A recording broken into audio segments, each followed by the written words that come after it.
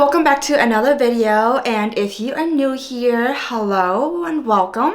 My name is Choua, and on my channel I try to show the raw and real transparency of someone living with chronic illness and a blood disorder through lifestyle, health, food, and beauty videos. Lately I have been going through a lot of personal things in my life, and I have found that I am doing a lot of self-care. But also through social media, I have learned that there are people who spend hundreds of dollars to show their self-care online, and a lot of it is out of touch and it is not necessary. Today I am going to be showing you some self-care routines I do myself and some self-care activities that helps me alleviate some stress and anxiety in my personal life without spending too much money. First thing that I usually do as a no-cost self-care activity is to get some fresh air. And sometimes when it is too cold to go out on walks with Ira, I would go on the balcony and just take in some fresh air and look at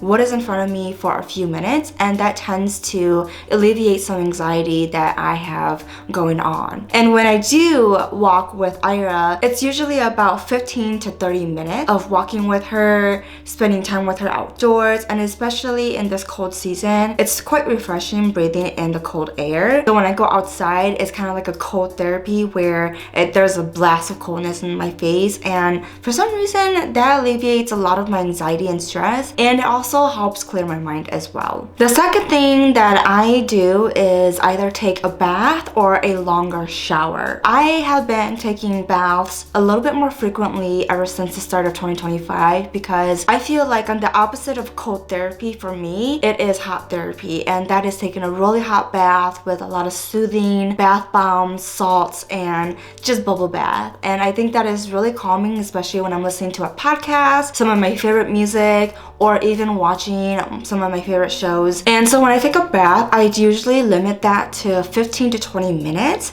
because after that I find that I get really drowsy and really fatigued. I try to find that threshold where the bath time is going to refresh me and not tire me out. And so naturally when I don't take a bath and I need some hot therapy, I take a longer shower. That doesn't necessarily mean I stay in there for like an hour, but that usually consists of giving myself a little bit more time in the shower. So for me, my rule in the shower is I shower within 3 songs, and when I take a longer shower, I may add 1 or 2 more songs to just take a longer shower, especially when I want to do a little bit more self-care like shaving or just doing a lot of exfoliating and everything in the shower. And that also tends to help me a little bit too. And so with the bath and longer shower, I know on social media, a lot of people spend hundreds of dollars of buying bath bombs, all of these cool little equipment that you can use in the bath to set up your laptop and everything, all these candles. You don't necessarily need to do that. You just need to set a mood that is appropriate for you. And you know, if you are someone like me who gets distracted by a lot of things that is in your surrounding, just close your eyes or listen to something that is going to bring you out of reality. And you don't have to spend hundreds of dollars on all of these bath bombs and bath salts. You can literally just buy a lot of things in the drugstore that works just as fine. And it is really nice to have friends and family to gift me some bath items because I don't have to go out of my way to spend money. So if that is something that you really want to get into but you do not have the money for it, put bath items on your wish list. The next thing that I do for self-care is my skincare in the morning and at night, but especially at night. I take my time to just really take care of my body, and I really enjoy it. It also helps me be able to get ready for bed and clear my mind. Back then, I used to rush my routine and just try to get as much time in bed as possible, but I find that taking time at night to really do all I need to do with my skincare has helped me really take care of myself. Also helps me learn about the products that I'm using. It's a really relaxing step in my daily routine where I used to struggle to fall asleep, but now that I have taken extra care and extra time in my skincare routine, I go to sleep and it takes me less time to fall asleep nowadays. So if falling asleep is something that you are struggling with, maybe take some time at night to really take care of yourself. And if that means, you know, daily showers or skincare or hair care, anything that really makes you take care of yourself to really alleviate that stress, go for it, because I know it really helps replenish myself, and it also has helped me have better skin at the end of the day. Alongside skincare is I love to do makeup, as you can see, and so makeup is actually one of the self-care activities that I do frequently now, and that is because it also brings back some of that control. It also helps alleviate that stress where it makes me think about something else other than what is making me anxious and what is causing me stress. And then after I am done, it not only boosts my confidence, it helps me learn to really be creative with my makeup. And then when I am done with my makeup routine, I can go back and tackle that item or that situation that is causing me anxiety and stress, and I feel a little bit better. If you are into makeup, really see if makeup is going to be one of that self-care activity that is going to help alleviate that stress and anxiety and boost that confidence in you. This self-care activity I have been doing for years now, and it has been a real lifesaver for me, and that is journaling. And I have been doing journaling for the past 5 years or so now, and it has helped with my anxiety greatly.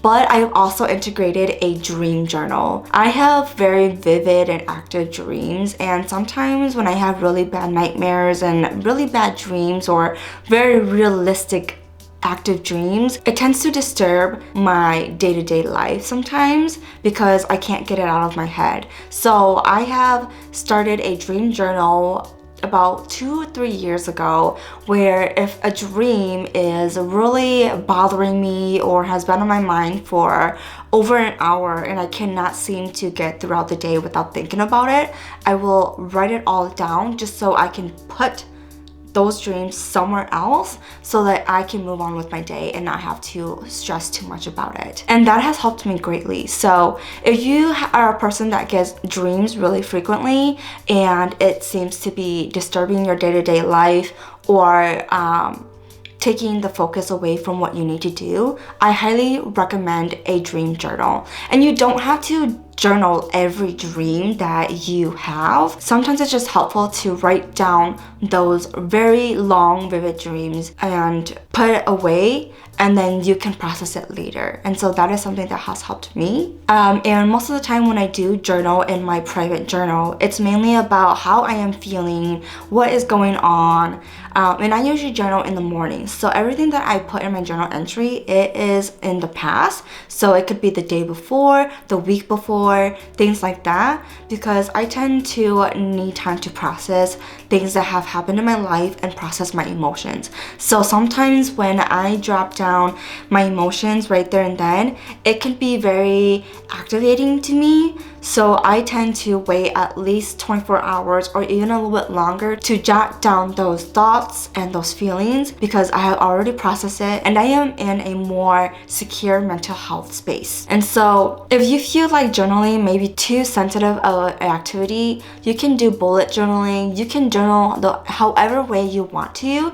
You can even start a gratitude journal if that's something that you want to focus on instead of your feelings and your emotions. For me, I'm a very emotionally driven person, so I need a space where I can put down all of my feelings that I do or do not share with others, and it's right there, and I can go back and read it if I need to really process what is happening in my life and what is causing this kind of distress. These journal entries, you do not need to go back and read them if they're gonna cause you more distress than anything else. You can drop it down and just leave it as it is, and if you ever revisit it, hopefully it's at a time where you have healed from it and that you do not need a reminder of the reason why you are stressed in the first place. Another thing that I do for self-care is one-on-one time with Ira, and of course course, having a dog is a lot of responsibility and it is also a privilege. But for me, having a dog in my life has helped me exponentially to stay active, to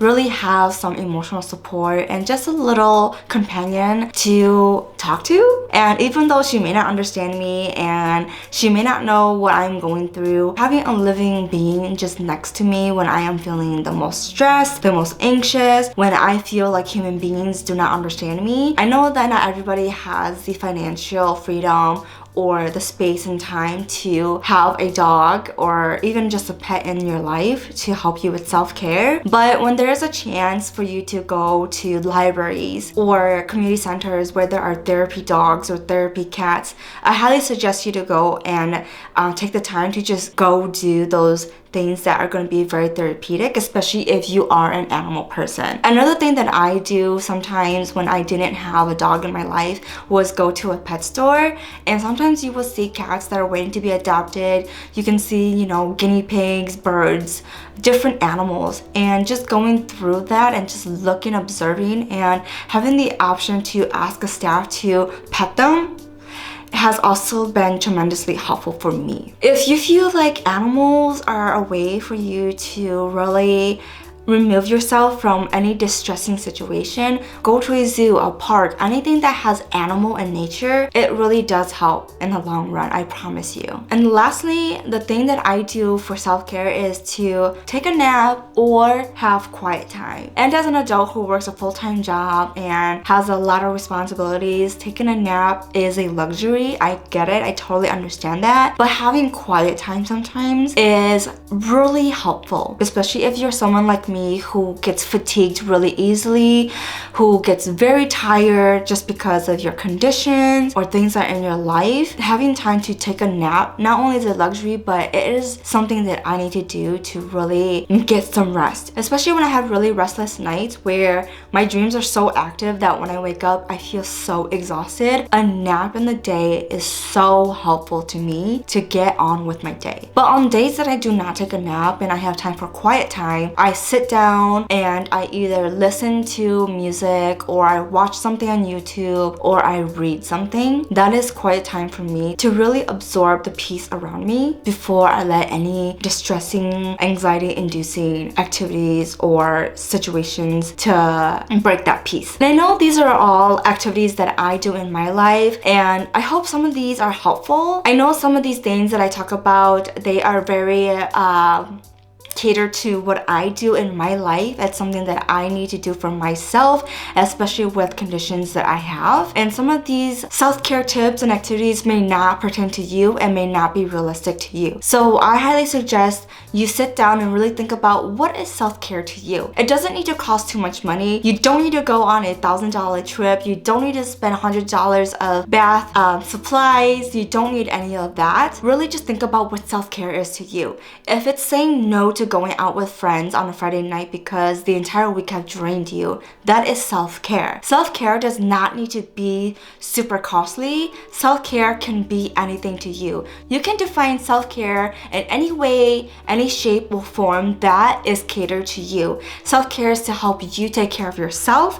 It's to help refresh yourself, rejuvenate yourself, re-energize yourself. It is all about you. Do not let these social media self-care kind of things influence you to go out and do all these things, because I know spending money on things that influence you through social media can make you have regrets. So focus on yourself. You do not need to spend a ton of money on self-care, and I just want to really emphasize that because I also have fallen into that trap where I thought that self-care needed a lot of products in my life and I needed to do all of these things that these influencers are doing to really hit that ultimate self-care routine. But I've learned throughout my life that that is not necessary. Little steps in your life, little things that you do to take care of yourself in your life is what self-care is all about. Let me know down below what you do to self-care. I would love to see what you do, and let me know if you do similar things that I do to self-care, and let's help take care of each other out there. Anyways,